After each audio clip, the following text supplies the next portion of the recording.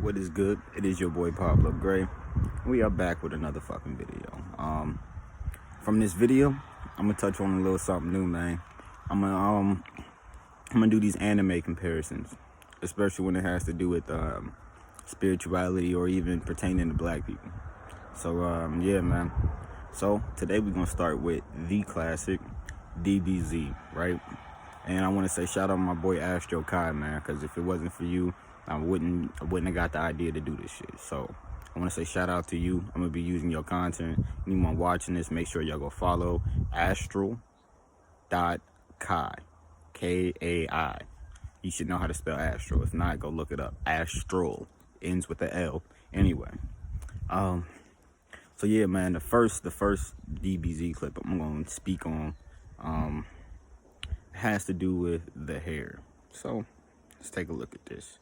Oh yeah, it's gonna pop up on your screen. That different, Vegeta? Why isn't your hair all shaggy too? A pure Saiyan's hair does not get shaggy. It maintains the same shape from the day that he is born. What do you know?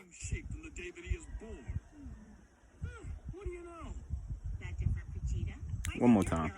That different, Vegeta? Why isn't your hair all shaggy too? A pure Saiyan's hair does not get shaggy. Okay. Alright, so from that clip, you can see it's Vegeta. Bulma was asking why his son's hair isn't as shaggy as his. Well, he said because a pure Saiyan hair doesn't change shape. It maintains the same shape as when they're born. The similarity between that is, as you can tell, black people, our hair defies gravity. Unless we lock it or plait it, braid it. Other than that, the shit defies gravity. The shit will go straight the fuck up. It's stiff. It won't move. It doesn't do like other hair. That's symbolic in a way, and that leads me on to some other shit. So you know I took notes. Right? Actually, before I get into the notes, let's pull up the second video. Shout out to Astro Kai. It'll be up in a second. But without the reduced almost by half. My troops will still be able to get by. These barbarians pretend to be submissive, but they're dangerous. They could bare their fangs against us at any time. They are, after all, a species completely comprised of warriors. It's always best to put a sleeping beast down before it can be awakened.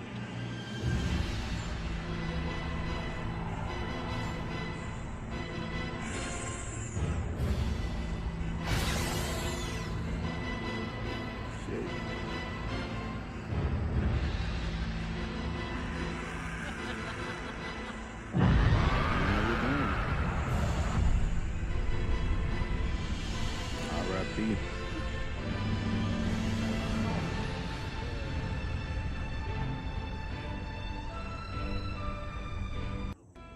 All right. As you can see in the clip, it says Frieza commits a mass genocide to the Saiyan race to keep them from going Super Saiyan. I think that's symbolic to us unlocking DNA.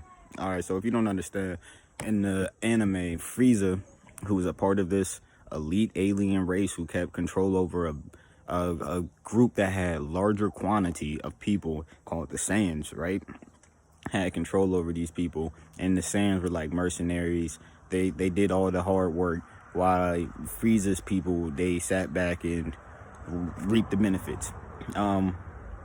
Frieza heard that there's a prophecy where a Super Saiyan comes every now and then, and he's gonna lead the people and stop the bad forces. He was so scared, so he wiped out the entire planet just to stop this from happening. Does that shit sound familiar to you? Alright, so we're gonna touch on that.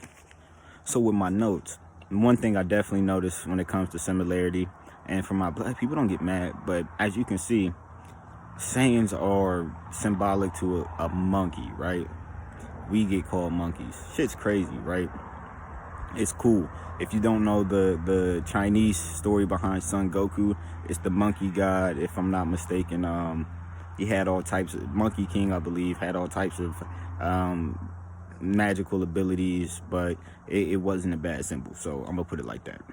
But one thing about the Saiyans, if they look at the moon, let's just say you can moon gaze, that's the thing.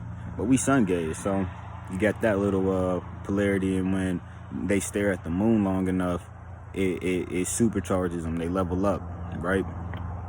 And them being destroyed and then being spread around the universe is symbolic to the declassification of black people, being dispersed from their land, if not already being there for the Aboriginal Americans, and then being placed and the race being watered down. But it's something about more Dragon Ball Z, just like here, where in America they considered if you had any drop of black blood in you, you was considered black. It's the same thing with the Saiyan blood. Even with Gohan and his daughter, I believe, he had with Fidel, and in what is it, Dragon Ball GT, she had Saiyan abilities, and Gohan was a half Saiyan, and his chick was a full human, so she still had enough blood in her to unlock Saiyan abilities, right? So that's one thing. Also another thing, so when they get an understanding of how powerful they truly are, they level up. So let's understand this. Super Saiyan 1, that's a fluke. Let's just put it like that. That's a fluke. But when Goku understood what Kaioken was, he was able to increase it, right? Up until his friend got killed, Krillin, by Frieza, and then he turned Super Saiyan. But once he knew how to control Super Saiyan and he understood himself, he was able to unlock Super Saiyan 2. And then once he understood that, he kept that a secret. He kept the next level a secret. He went Super Saiyan 3, and he knew how to unlock that. And then, you know, with Dragon Ball GT, that's a different story. But yeah, and the side part about that, I don't know if you know about Dragon Ball Z, when they get close to death and they don't die, they come back even stronger than they was. So next time they face that threat, they're strong enough to handle it. I forgot what it's called, some type of Genkai or some shit like that, but it's symbolic. Think about how many times us as black people get kicked down and we come back even fucking stronger. This shit, you see the similarities here. And what's the last thing going here? If you've been watching Dragon Ball Super, you see an alternate universe of the Saiyans in Universe 6. And the difference with them is that in Universe 6, they kept their planet. Their planet didn't get destroyed. Nobody was fucking with them. They became a peaceful people. They didn't have to go Super Saiyan, although somebody who was Super Saiyan came around every couple thousand years, but they stayed peaceful. They became like a galaxy police force. They were able to advance their civilization and not live like fucking